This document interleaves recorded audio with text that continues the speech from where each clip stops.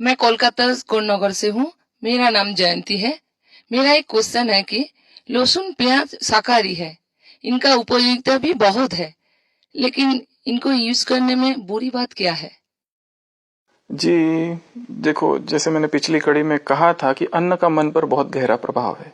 और अन्न जो है उसके कहा जाता है 3 प्रकार के दोष है। एक होता है जाति दोष, एक होता है आश्रय दोष, एक होता है निमित्त दोष। तो ये जो जाति दोष है इसमें अन्न की 3 कैटेगरीज बताई जाती है। एक होता है सात्विक अन्न, एक होता है राजसिक और एक होता है तामसिक। तो लहसुन और प्याज इसको बॉटनी में allium groups, allium family of the plants उसमें आता है। ये एलियम जिसको कहते हैं, एलियाशिस ग्रुप ऑफ द वेजिटेबल्स। तो ये जो है इनकी जो कैटेगरी है वो है तामसिक।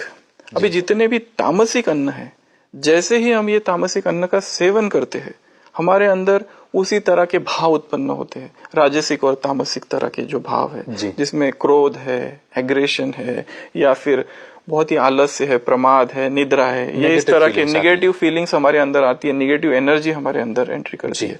तो प्याज और लहसुन से इस तरह के, और आपने देखा होगा कि भारत में कितने सारे त्योहार है, कितने सारे व्रत यहाँ पर रखे जाते हैं। कभी आपने ये सुना कि किसी देवताओं के आगे कभी प्याज और लहसुन का भोग लगाया जाता है? कभी नहीं। कभी आपने ये देखा है कि कोई व्रत कर रहा है, कोई उपवास कर रहा है, और जब उपवास तोड़ता है पहले एक बार भोजन करता है, उस समय भी प्याज लहसुन का उपयोग नहीं करते। या कोई तीर्थ यात्रा में कोई जा रहा है तभी भी प्याज लहसुन का उपयोग नहीं किया जा सकता है। तो ये जो प्याज लहसुन है शरीर में जाते ही जैसे उत्तेजना उत्पन्न करता है।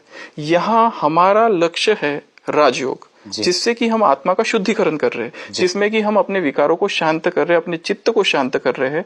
तो ये जो चीजें है जैसी आती है फिर से हमको देहभान में लाती है, बॉडी कॉन्शियसनेस में लाती है, जबकि हम लक्ष्य रख रहे हैं सोल कॉन्शियसनेस का।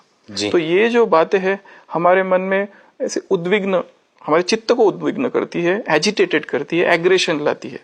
दूसरी एक बात प्याज और लहसुन के बारे में कि आपने देखा होगा प्याज और लहसुन का जो स्मेल है वो कैसा होता है? क्या बहुत अच्छा होता है? दुर्गंध होता है। जी जी जी, मुंह से दुर्गंध आती है। जो भी व्यक्ति प्याज लहसुन खाते हैं उनके मुंह से दुर्गंध आती है।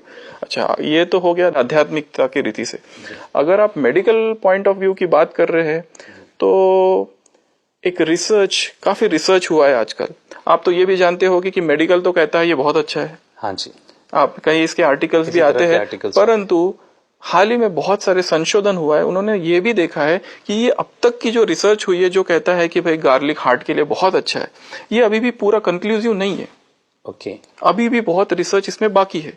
ऐसा नहीं कहा जा सकता है कि व्यक्ति कोई प्याज और लहसुन खाता है तो उसका हार्ट प्रोटेक्टेड है या बाकी बहुत अच्छा है, ऐसा नहीं है। और मेरे ख्याल से अभी हार्ट की प्रॉब्लम्स ज्यादा है पहले। जी। तो दूसरा और एक बहुत अच्छा रिसर्च जो है, जो कि डॉक्टर रॉबर्ट बेक करके एक वैज्ञानिक है, उसने किया। उसने स्टैनफोर्ड यूनिवर्सिटी में एक ये जो प्याज और लहसुन के ऊपर बहुत गहराई में इसके गया, इसमें काफी रिसर्च किया, और उसने पाया कि जैसे ये लहसुन प्याज शरीर में जाते हैं तो एक केमिकल होता है जिसको कहते हैं सल्फोनिल हाइड्रोक्सिल आयंस, ये रिलीज होते हैं। अब ये जो आयंस है, ये जो केमिकल है, इसमें इतनी शक्ति होती है कि हमारे शरीर में एक होता है ब्लड ब्रेन बैरियर, हर चीज जो हम खाते हैं ब्रेन में नहीं पहुंचती है। तो ये जो केमिकल है ये इस बैरियर को ब्रेक करके ब्रेन में जाता है और वहां पर कुछ टॉक्सिन्स रिलीज करता है, और उसके वजह से न्यूरॉन्स को बहुत हानि होती है। तो ये एक है। दूसरा और एक बहुत सारा इसमें जो रिएक्शन टाइम है, जो कि पायलट्स के ऊपर बहुत स्टडी हुई है, तो ऐसा बताया गया है उसमें कि जो भी फ्लाइट के लिए आ रहे हैं पायलट अपनी ड्यूटी में, कम से कम 72 आवर्स वो लोग प्याज और लहसुन का सेवन ना करें, क्योंकि उनसे उसका रिएक्शन टाइम कम हो जाता है।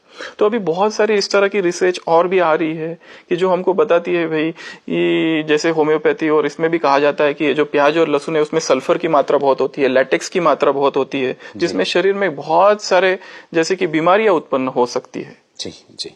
तो जैसे मैंने कहा, फिर भी आपका जो सवाल है, ऐसा नहीं है कि ये कंपलसरी इसको खाना ही नहीं है। मैंने कहा ये परहेज है। अगर आप इसको नहीं खाते हैं तो आप फायदेमंद है। अगर आप खाते हैं और फिर भी आप चाहते आध्यात्मिक साधना भी करना चाहते, साथ साथ ये भी करना चाहते, तो ये तो जैसे लीकेज है, जबकि हमारा जो लक्ष्य है इस तक हम पहुंच नहीं पाएंगे। जी जी जी। तो दोस्तों, भले ही लहसुन और प्याज शाकाहार में माना जाता है, लेकिन कहीं ना कहीं वैज्ञानिक और आध्यात्मिक रीति से हमें डॉक्टर सचिन ने समझाया कि हमारे शरीर के लिए उपयुक्त नहीं है ये।